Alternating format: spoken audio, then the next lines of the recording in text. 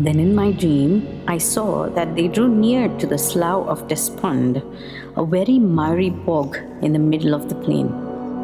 Busily talking and heedless of the way, they both fell suddenly into the bog. In this mire, they wallowed around till their clothes were covered with mud. Because of the burden on his back, Christian began to sink. "How did we get into this mess?" asked Pliable. Christian replied, "Truly, I do not know." Beginning to be offended, Pliable said angrily, "Is this the happiness of which you spoke? If we have had such a bad beginning, who knows what dangers we shall run into before the journey is over.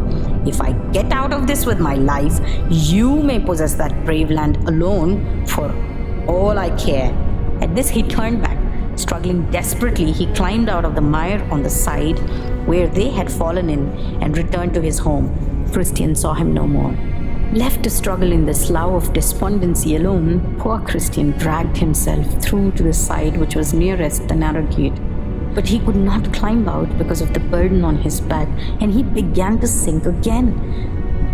Then I saw in my dream that a man named Help came along. "What are you doing here?"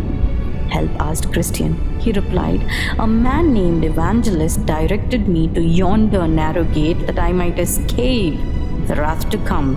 As I was on my way, I fell into the mud." "But why didn't you look?" Help asked. "There are stone steps set in the mire by which you could have crossed over safely." "I was in a hurry to get to the narrow gate, so I took the nearest way," Christian explained. "That is why I fell in." Then said Help, "Give me your hand." Taking Christian by the hand, he pulled him out and set him on a solid ground. Standing beside Help, Christian asked, "Since the road from the city of destruction to the narrow gate leads this way, why is this bog not filled in so that the travelers might go over safely?" "This miry pit cannot be easily mended," Help replied. "As a man becomes aware of his sin, all the old dregs and filth from his heart flow down here.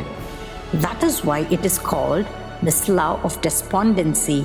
When a sinner realizes he is lost, fears and doubts arise in his soul, all of which settle here and make it an evil ground.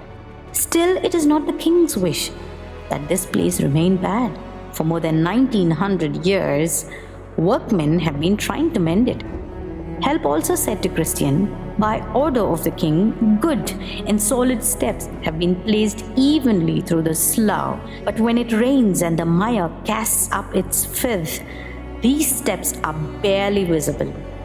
Even if they can be seen, men often become dizzy, lose their footing, and slip into the mire. However, at the narrow gate, the ground becomes solid again."